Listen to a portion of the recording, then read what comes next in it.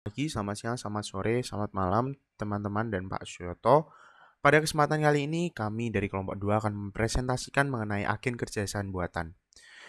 Dalam kelompok ini terdapat saya sendiri, Ignatius Sudanatya Prihartanto, 2007106080.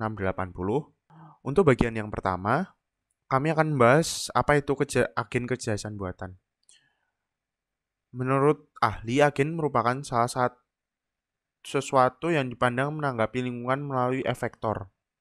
Sebuah agen adalah sebuah sistem komputer yang berada dalam suatu lingkungan dan memiliki kemampuan bertindak secara otonomos di dalam situasi lingkungan tersebut sesuai dengan sasaran yang dirancang. Pada kesempatan kali ini, kelompok kami akan membahas mengenai online translator.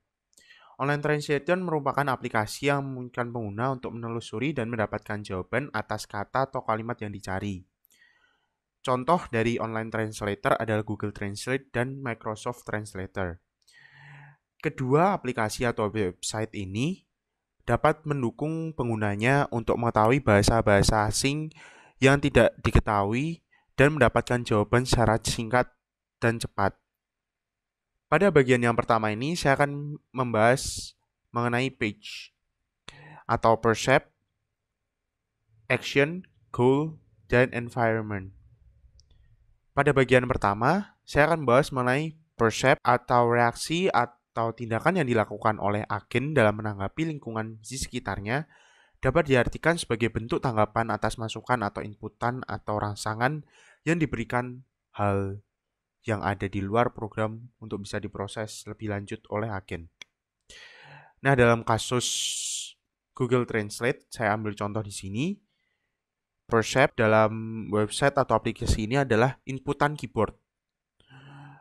Jika melalui desktop, kita bisa melakukan langsung melalui keyboard fisik yang ada di laptop atau di desktop, atau juga bisa menggunakan keyboard virtual yang disediakan oleh Google Translate. Selain itu, Google Translate juga menyediakan percept dari suara.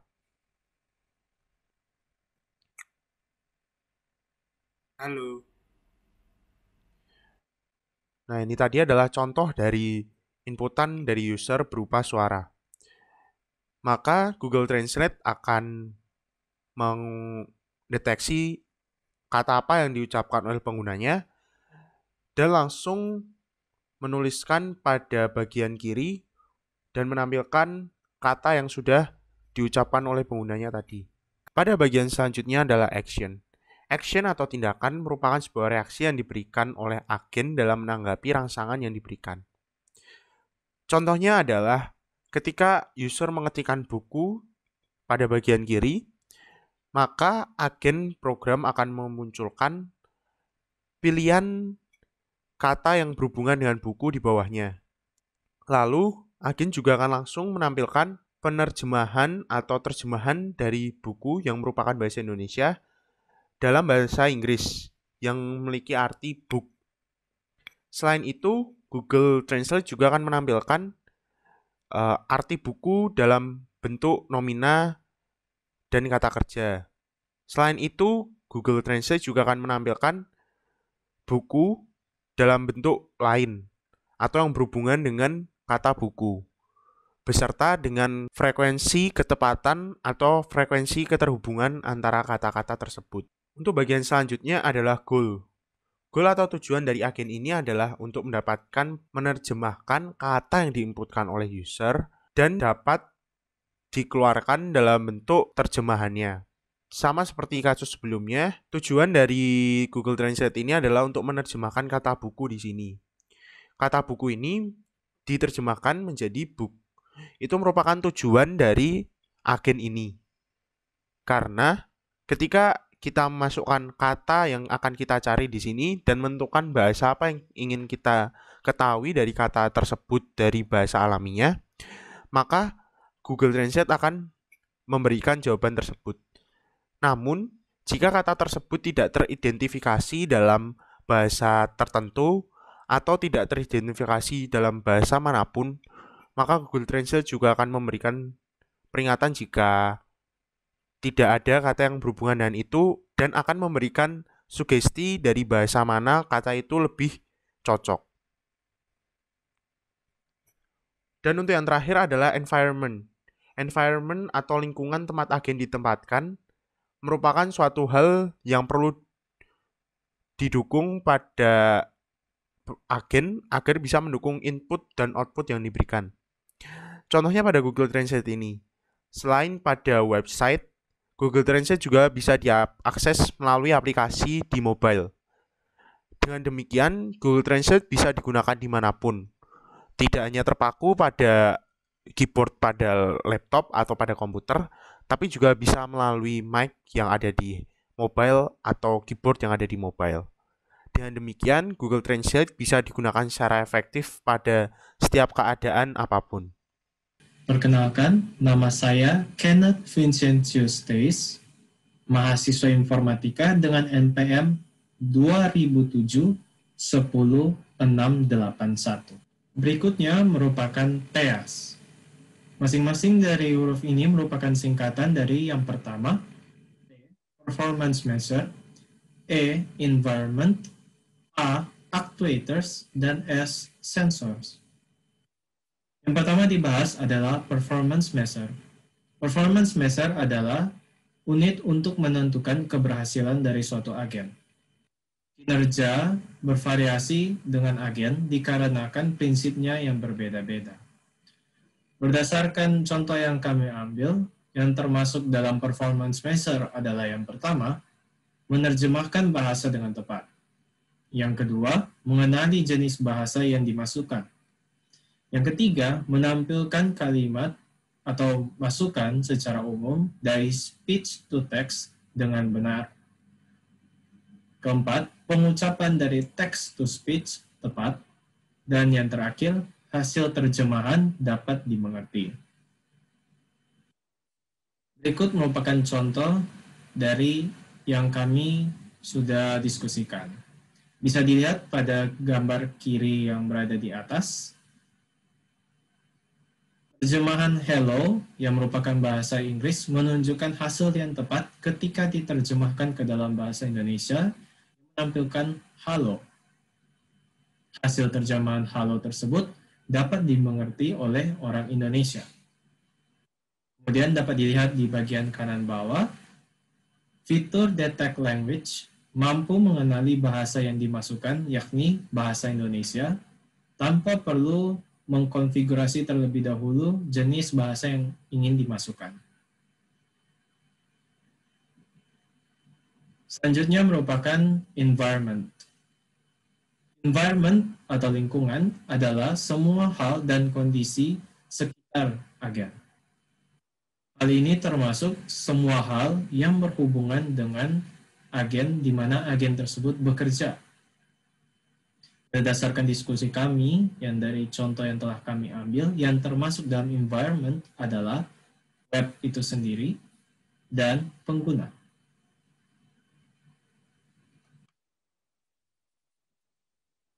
Selanjutnya, yang ketiga adalah actuators. Actuators atau aktuator adalah perangkat keras, perangkat lunak, di mana agen melakukan tindakan memproses informasi untuk menghasilkan hasil. Berdasarkan diskusi kami, yang kami ambil dari contoh yang termasuk adalah Google Translate. Dan yang terakhir dari PEAS, yakni huruf S, adalah sensors. Sensors adalah bagian penerima dari agen yang mengambil ataupun menerima input untuk agen. Berdasarkan diskusi kami, dari contoh yang kami ambil, yang termasuk adalah inputan kata atau kalimat dari pengguna yang bisa dimasukkan dalam kotak text box. Dan ada pula inputan yang bisa dimasukkan melalui fungsi speech to text. Halo, perkenalkan, nama saya Nanda Juan Triatma dengan NPM 2007-10682.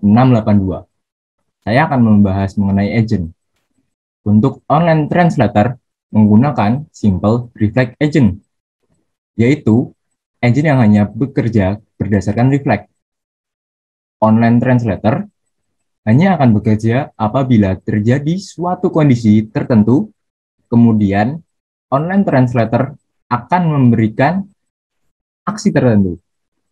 Jadi, sensor akan melihat keadaannya saat ini. Ketika online translator diberikan sebuah inputan dan kita memilih untuk menerjemahkan bahasanya, maka online translator akan bekerja dan memberikan hasil berdasarkan bahasa yang akan diterjemahkan. Nah, contohnya kayak gimana nih? Jadi untuk contoh, online translator atau sebagai agent akan memberikan hasil terjemahan berdasarkan inputan user yang hendak menerjemahkan bahasa. Semisal, ketika saya hendak menerjemahkan bahasa Indonesia ke dalam bahasa Inggris, saya akan memberikan inputan. Kemudian, saya akan mengeklik ataupun memilih untuk menggunakan bahasa Inggris sebagai bahasa output. Lalu saya terjemahkan. Nah, seperti itulah contohnya. Jadi, online translator hanya akan bekerja ketika ia diberikan input dan memberikan output secara sederhana tanpa memikirkan timbal balik yang akan terjadi setelah memberikan output. Oke. Kemudian untuk jenis-jenis lingkungan, ada apa aja nih? Yang pertama kita ada fully observable dan partially observable. Lalu, apa sih fully observable? Jadi, fully observable adalah sensor yang dapat mengamati keadaan penuh pada suatu lingkungan dalam satu waktu. Sensor akan mendeteksi aspek-aspek yang relevan untuk memilih tindakan yang akan dilakukan. Kemudian, untuk partially observable, yaitu sensor yang hanya mengamati sebagian saja keadaan pada lingkungannya. Partially observable dipengaruhi oleh noise dan ketidakakuratan sensor karena sebagian datanya itu hilang. Kemudian masuk ke deterministik dan stochastic. Deterministik yaitu keadaan lingkungan selanjutnya yang bergantung pada keadaan sekarang dan tindakan yang akan dilakukan oleh agent. Lalu untuk stochastic yaitu keadaan lingkungan selanjutnya yang tidak bergantung pada keadaan sekarang dan tindakan yang akan dilakukan oleh agent. Kemudian ada episodik dan sequential. Episodik yaitu merupakan suatu action dari agent yang tidak akan mempengaruhi action selanjutnya karena action dibagi dalam episode-episode pendek ataupun kecil.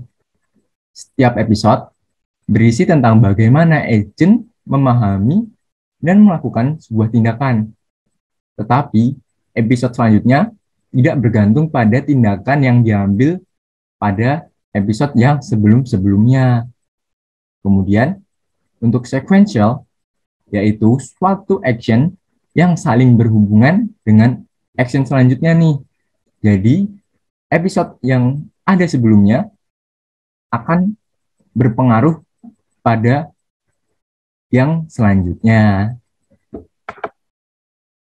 Halo semua, perkenalkan nama saya Rizky Alfriandi dengan NPM 2007 10983. Kemudian ada static versus dynamic. Static adalah lingkungan yang ditempati agent selalu tetap sehingga agent tidak perlu mengamati lingkungan saat mengambil tindakan.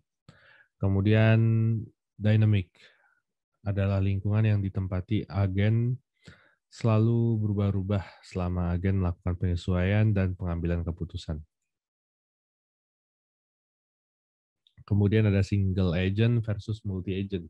Yang dimana single agent itu adalah agent yang saat melakukan action tidak terdapat agent lain. Kemudian multi agent adalah agent yang saat melakukan action terdapat agent lain. Oke, discrete versus continuous. Discrete adalah kesan dan tindakan yang akan diterima dan dilakukan oleh agent telah ditetapkan dengan jelas. Kemudian continuous itu adalah agent yang akan terus-menerus melakukan tindakan hingga mencapai tujuannya. Jadi jenis-jenis lingkungan yang dimiliki sebuah online translator yakni adalah yang pertama itu adalah discrete, yang dimana jumlah aksi dan persepsi terbatas. Lengkapnya apabila tindakan yang akan diterima dan dilakukan oleh agen telah ditetapkan dengan jelas. Contohnya adalah Google Translate melakukan terjemahan terhadap suatu kalimat yang dimana kalimat tersebut merupakan sesuatu yang telah ditetapkan dengan jelas sesuai dengan pembahasan yang dibaca oleh translator. Kemudian ada dynamic, apabila lingkungan dapat berubah saat agen sedang mengambil keputusan, maka lingkungan tersebut bersifat dinamik. Contohnya saat mengetik suatu kalimat pada translator itu, pada hasil pertama dapat berbeda pada hasil jika kita tambahkan kata-kata baru pada kalimat pertama sebelumnya. Kemudian deterministik, sesuatu yang pasti. Contohnya adalah translator merupakan sesuatu yang pasti sesuai dengan data-data pembahasa pada masing-masing negara yang dimiliki translator tersebut. Kemudian ada sequential. Aksi yang dilakukan sekarang berpengaruh pada aksi selanjutnya. Contohnya pada saat kita menginput data, kata yang menjadi kalimat, AI tersebut dapat menyarankan kita mentranslate kata-kata yang kita input tadi menggunakan bahasa negara sesuai dengan yang kita input tadi. Kemudian multi-agent. Multi-agent adalah agen cerdas yang bekerja sama dengan agen cerdas yang lain untuk memaksimalkan kemampuannya. Contoh pada translator saat kita melakukan typo, AI dapat menyarankan kata atau kalimat yang benar sesuai pada kamusnya dan mentranslate dalam waktu bersamaan. Kemudian ada fully, yang dimana ketika sensor pada sebuah agen dapat mengakses keseluruhan keadaan pada lingkungan, maka lingkungan itu dapat dikatakan fully observable terhadap agen. Contohnya, translator bekerja dengan baik sesuai dengan apa yang ada di kamus terjemahan. Jika belum ada pada kamus, maka tidak dapat menerjemahkan kata atau kalimat tersebut. Sekian presentasi dari kelompok kami. Jika ada salah kata, mohon maaf. Kami pamit undur diri. Terima kasih.